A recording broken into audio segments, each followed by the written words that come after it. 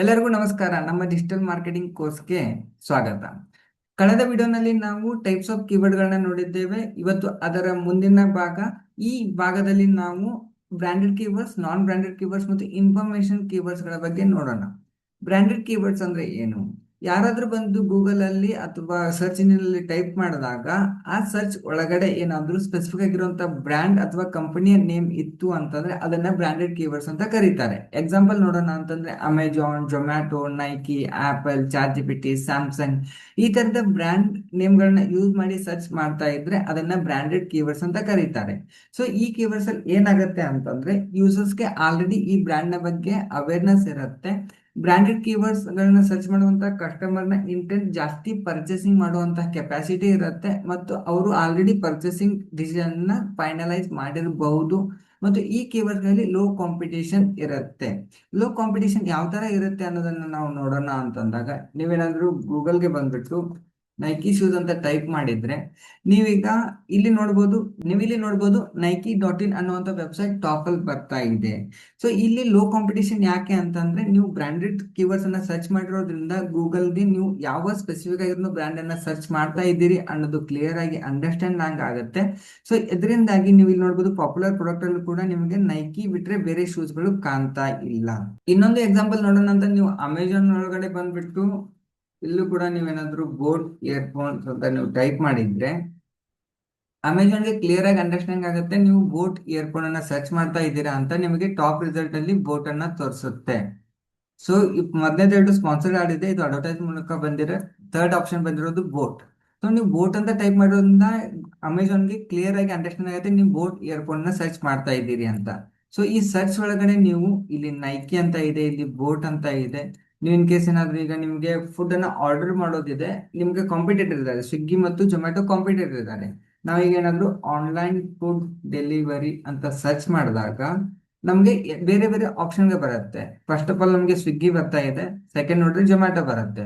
ಈಗ ನಾನು ಏನಾದ್ರು ಬ್ರಾಂಡೆಡ್ ಕೀವರ್ಡ್ಸ್ ಅನ್ನ ಯೂಸ್ ಮಾಡಿದಾಗ ನಾನು ಡೈರೆಕ್ಟ್ ಆಗಿ ಜೊಮ್ಯಾಟೊ ಅಂತಾನೆ ಸರ್ಚ್ ಮಾಡಿದಾಗ ನಂಗೆ ಜೊಮ್ಯಾಟೊ ವೆಬ್ಸೈಟ್ ಟಾಪ್ ಅಲ್ಲಿ ಬರುತ್ತೆ ಅಲ್ವಾ. ಸೊ ಇದೇ ಬ್ರಾಂಡೆಡ್ ಮತ್ತು ನಾನ್ ಬ್ರಾಂಡೆಡ್ ಕೀವರ್ಡ್ಸ್ ನಡುವಿರುವ ವ್ಯತ್ಯಾಸ. ಈಗ ಬ್ರಾಂಡೆಡ್ ಕೀವರ್ಡ್ಸ್ ಅನ್ನ ನೋಡಿದ್ವಿ. ನಾನ್ ಬ್ರಾಂಡೆಡ್ ಕೀವರ್ಡ್ಸ್ ಅಂತಂದ್ರೆ ಏನು? ನಾನ್ ಬ್ರಾಂಡೆಡ್ ಕೀವರ್ಡ್ಸ್ ಅಂತ ನೋಡಕ್ ಹೋದಾಗ ಈ ಸರ್ಚ್ ನಲ್ಲಿ ಯಾವ ತರ ಇರುತ್ತೆ ಅಂತಂದ್ರೆ ಯೂಸರ್ಸ್ಗೆ ಕ್ಲಿಯರ್ ಆಗಿರುವಂತ ಬ್ರ್ಯಾಂಡ್ ನ ಬಗ್ಗೆ ನಾಲೆಜ್ ಇರಲ್ಲ ಅಥವಾ ಅವೇರ್ನೆಸ್ ಇರಲ್ಲ. ಅವೇರ್ನೆಸ್ ಇದ್ರೂ ಕೂಡ ಅವರು ಬೆಸ್ಟ್ ಯಾವ ರಿಸಲ್ಟ್ ಅನ್ನೋದನ್ನ ಕಂಪೇರ್ ಮಾಡ್ತಾ ಇರ್ತಾರೆ.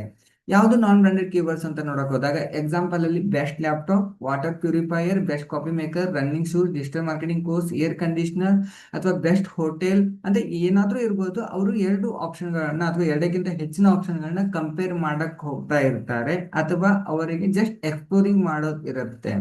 ಈ ಕೀವರ್ಡ್ಸ್ ಗಳಲ್ಲಿ ಜಾಸ್ತಿ ಕಾಂಪಿಟೇಷನ್ ಇರುತ್ತೆ, ಯಾಕಂದ್ರೆ ಇದು ಜನರಿಕ್ ಆಗಿರುವಂತ ನಾನ್ ಬ್ರಾಂಡೆಡ್ ಕೀವರ್ಡ್ಸ್ ಇರೋದ್ರಿಂದ ಎಲ್ಲ ವೆಬ್ಸೈಟ್ಗಳು ಅಥವಾ ಎಲ್ಲ ಬ್ರ್ಯಾಂಡ್ಗಳು ಇದ್ರಲ್ಲಿ ಕಾಂಪೀಟ್ ಮಾಡ್ತಾ ಇರ್ತವೆ. ಎಕ್ಸಾಂಪಲ್ ನಾವು ಡಿಫ್ರೆನ್ಸ್ ಅನ್ನು ನೋಡೋಣ ಅಂತಂದಾಗ ನೀವೇನಾದ್ರೂ ಬೆಸ್ಟ್ ಶೂಸ್ ಫಾರ್ ಮೆನ್ ಅಂತ ಸರ್ಚ್ ಮಾಡಿದಾಗ ನಿಮಗೆ ಬೇರೆ ಬೇರೆ ಆಪ್ಷನ್ಸ್ ಗಳು ಬರ್ತವೆ.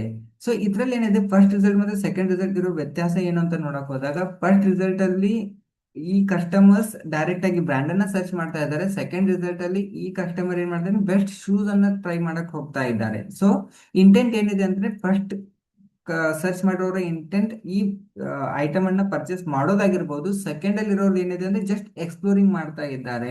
ತಮ್ಮ ಬಜೆಟ್ ಒಳಗಡೆ ಯಾವೆಲ್ಲ ಬೆಸ್ಟ್ ಆಪ್ಷನ್ಸ್ ಗಳು ಇದಾವೆ ಅನ್ನೋದನ್ನ ಕಂಪೇರ್ ಮಾಡಕ್ ಹೋಗ್ತಾ ಇದ್ದಾರೆ. ಸೊ ಹೀಗಾಗಿ ಈ ಬ್ರಾಂಡೆಡ್ ಮತ್ತು ನಾನ್ ಬ್ರಾಂಡೆಡ್ ಕೀವರ್ಡ್ಸ್ ಗಳ ನಡುವೆ ವ್ಯತ್ಯಾಸ ಏನು ಅಂತ ನೋಡಕ್ ಹೋದಾಗ ಈ ಫಸ್ಟ್ ಆಫ್ ಆಲ್ ನೋಡೋಣ ಅಂತಂದ್ರೆ ಬ್ರ್ಯಾಂಡ್ ಅವೇರ್ನೆಸ್ ನಲ್ಲಿ ಈ ಬ್ರಾಂಡೆಡ್ ಕೀವರ್ಡ್ಸ್ ನಲ್ಲಿ ಆಲ್ರೆಡಿ ಕಸ್ಟಮರ್ಗೆ ಬ್ರ್ಯಾಂಡ್ ಗೊತ್ತಿರುತ್ತೆ. ಅದೇ ನಾನ್ ಬ್ರಾಂಡೆಡ್ ಅಲ್ಲಿ ಏನಿರುತ್ತೆ ಅಂದ್ರೆ ಅವರು ಬ್ರಾಂಡೆಡ್ ನ ಡಿಸೈಡ್ ಮಾಡಿರೋದಿಲ್ಲ.